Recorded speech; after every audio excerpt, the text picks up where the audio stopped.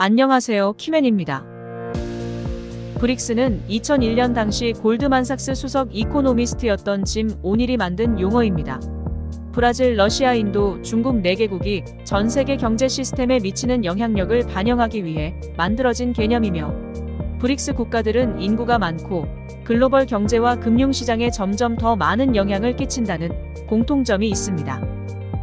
2010년에 남아공이 가입하면서 각 나라의 앞글자만을 따서 정식으로 브릭스가 탄생했습니다.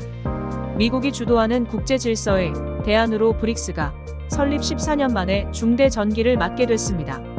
2010년 이후 처음으로 아르헨티나, 이집트, 에티오피아, 이란, 사우디아라비아, 아랍에미리트 6개국을 새로운 회원국으로 받겠다고 밝혔습니다.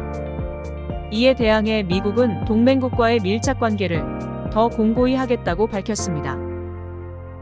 사우디와 이란, 아랍에미리트, 아르헨티나, 이집트, 에티오피아가 추가되면 브릭스의 총 회원국은 11개국으로 늘게 됩니다.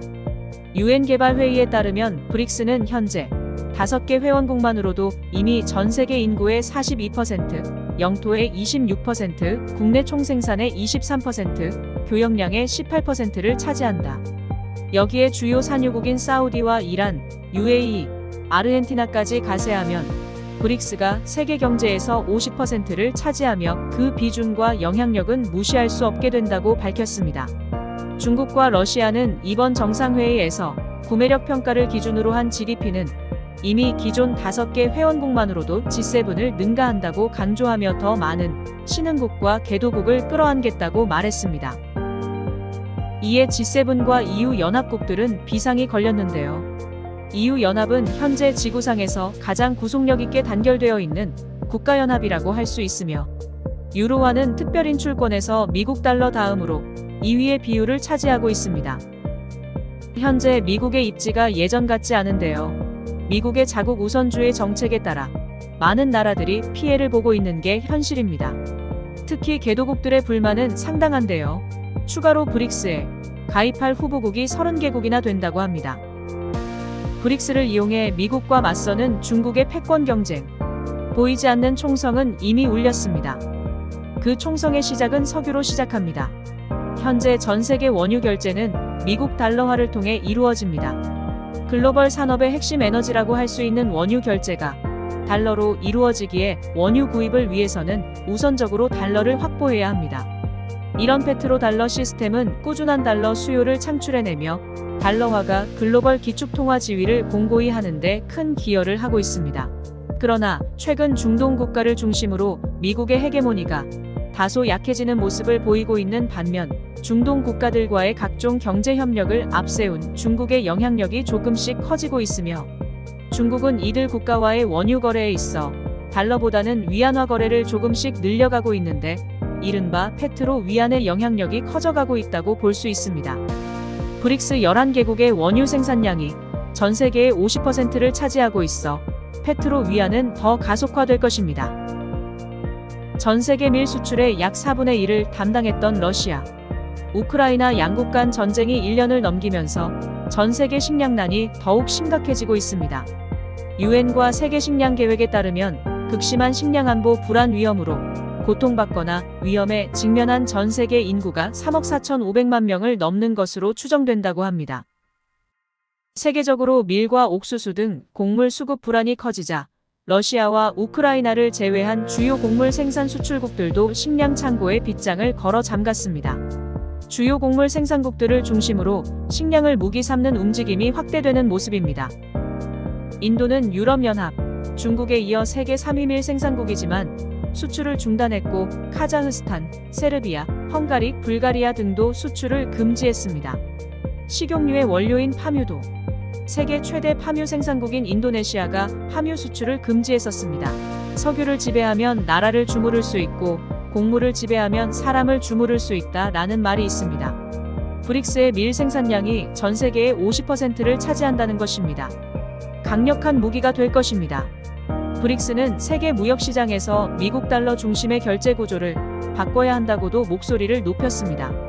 미국을 중심으로 한 서방과 중국, 러시아의 대립이 심화하면서 중러 등을 중심으로 시작된 탈달러 시도가 본격화될 것 같습니다.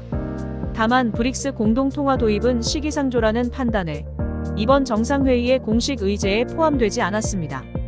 회원국들은 대신 회원국 간 영내 통화 활용을 늘리는 식으로 달러화 비중을 낮출 필요가 있다고 입을 모았습니다.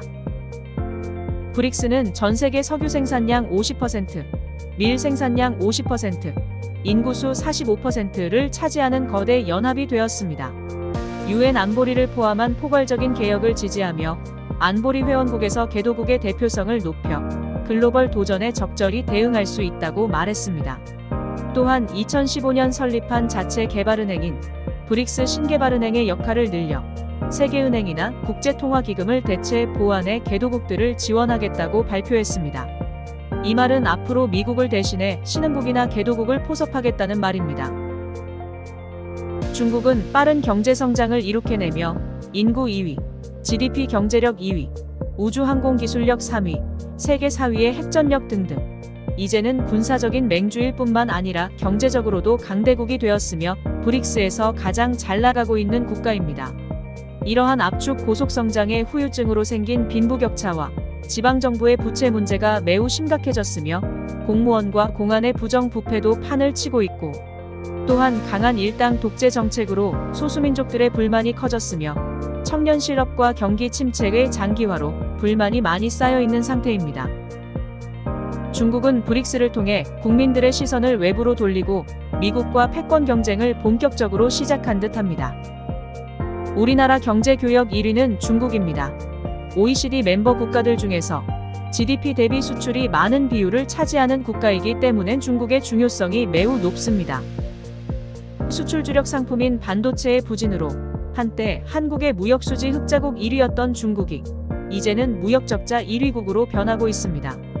연간 기준 마지막으로 대중 무역적자를 기록한 1992년 이후 31년 만에 적자를 기록하는 것 아니냐는 우려가 나오고 있습니다.